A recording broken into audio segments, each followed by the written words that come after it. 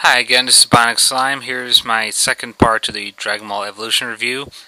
This time I'll be going more into comparisons to the anime series and that, and I might go off into a rant a couple times, so be warned if you hear some swearing in this, because Dragon Ball is a very sensitive and dear anime to me, so I'll just be honest, flat out. I tried to give this movie a shot, I really did.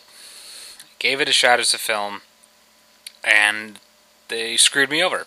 I don't know what the hell James Wong was frickin' thinking, but why in God's name would you pervert this series into this asinine film that you created and call it Dragon Ball? You know, don't call it that, because it's not.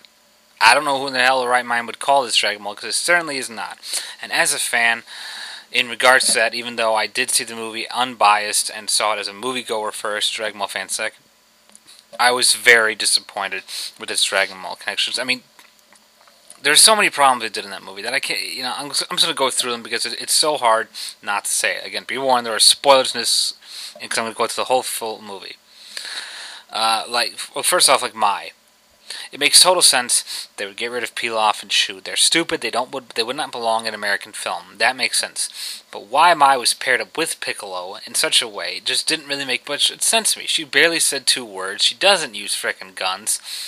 The shape-shifting thing was only used once, so I can forgive that. But she was barely used and barely had any distinguishable personality, whereas in the show she had a much more vivid style of personality. And it just didn't seem like why the hell you put her in there.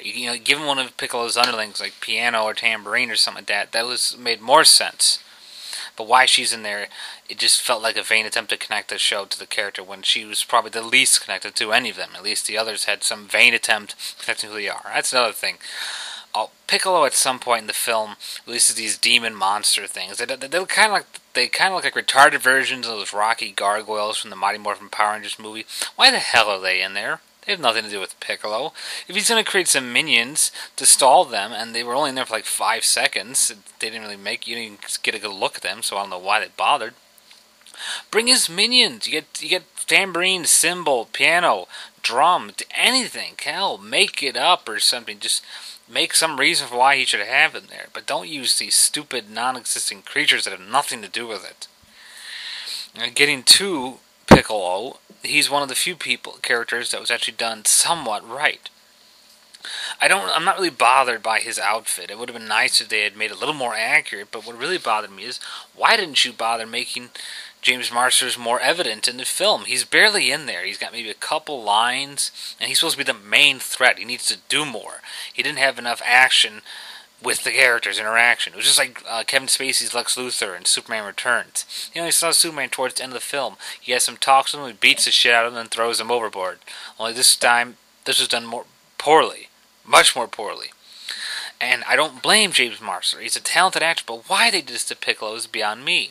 Another thing is that if they're saying this is King Piccolo, then make him like him. King Piccolo was a vicious son of a bitch who killed people for his own amusement and enjoyment. And this guy just seemed kind of meh. He just seemed kind of like a moody, pissed off mood. He wanted to vent out on people. It didn't really feel like the vicious King Piccolo that was supposed to be portrayed. And even if it was supposed to be Piccolo Jr., then that makes even less explanation of why he doesn't have the clothes, because the big thing about Piccolo Jr. is that he wears a very distinctive, different wardrobe from his father. He was the only one, however, that got at least somewhat close. I don't know why they didn't make him as scarier as I heard they intended to make him. James Wong must have pussed out for whatever reason, or the company executive yelled at him, but this was a bad decision to make him look like that. Piccolo's a scary, ugly-ass alien, and they should have kept him that. He's a villain. He's not just some curious onlooker who stands by, does a couple bad things, and walks away, which is basically what he did in this film, and that upset me. Not to mention, get his frickin' antenna out, come on, don't have him pressed against his forehead, that doesn't accomplish anything. And no special beam cannon? No Masenko move? Come on. Goku got the Kamehameha. Give him something. Well, speaking of Goku, he's probably one of the worst ones they cocked up. Come on. Goku did not go to high school, or if he did, they didn't really show it or mention it. The whole point of him, if his character, is that he's an uneducated, simple-hearted buffoon. He was coherent here. He was more like a teenager. He had frickin' hormones driving him to Chi-Chi. Give me a break. Goku never flaunted or flirted after Chi-Chi until he was much older, and even then he was still pretty ignorant about the whole concept of dating. This wasn't Goku. This was Justin Chatwin trying to bone Jamie Chung, which is not Goku. None of his character personality traits here. He wasn't really naive or innocent. He wasn't all hepped up on fighting like Goku always was. He wasn't very childlike and very free-spirited. And he certainly wasn't this concerned with reading or school books or anything like that. He also would not go into a fight with a bunch of bullies. That's another stupid thing. Why the hell are there bullies here and shit? This is frickin' John Tucker Must Die's setting or something like that. They don't belong here. There's no business in Dragon Ball. Certainly not with Goku. He's the last person who would be at a school fighting anyone, at least for bullies wise. It just didn't make any sense.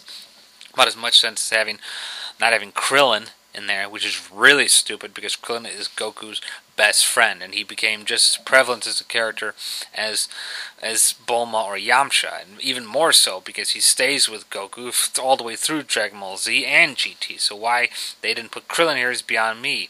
I don't care if he's difficult to put because he's a little bald guy with 6 dots and no nose. He's a big part of the show. He's his best friend. He needs to be in there. Speaking of Yamcha, that was another weird one. I mean, he didn't look a damn thing like him. He got the job down. I like the dub voice, that little insight, but Yamcha is a desert bandit. He doesn't dress like some punk rocker. I mean, I don't know what the hell Yoon Park was dressing for, or where he got the look for it. The hair makes little sense as much as the rest of his wardrobe. And he didn't have much personality other than the fact that he was a desert bandit in the first 5 minutes that you see him, and then all of a sudden he flips over like that. Even though Yamcha was never really an evil character, it took him a little bit longer than that in the show to swoon over to their side. And they tried to give him a relationship with Bulma to hint more at the show, but that was even more poorly done. In fact, Goku and Chi-Chi got hooked up better than Yamcha and Bulma did. Which is really stupid because the show spent a great deal of time showing the flirtations between Yamcha and Bulma. And Goku and Chi-Chi have always just been more like a gag. I mean, Chi-Chi was all goo-goo gaga-eyed over him and acting like a child in the show. Why she's acting like this now as a teenager is beyond me. Chi-Chi was a little more level-headed and more responsible as an adult. She was only like that as a child, even when it comes to Goku. And the only thing I consider that saves Chi-Chi is, I'll be flat out honest, she's freaking hot. I know I said before, but I was just stunned at how insanely hot Jamie Chung is. I don't care if anyone else sees it. I was completely glared by that. It just struck me so hard. And unfortunately, though, as I said, that didn't save her character.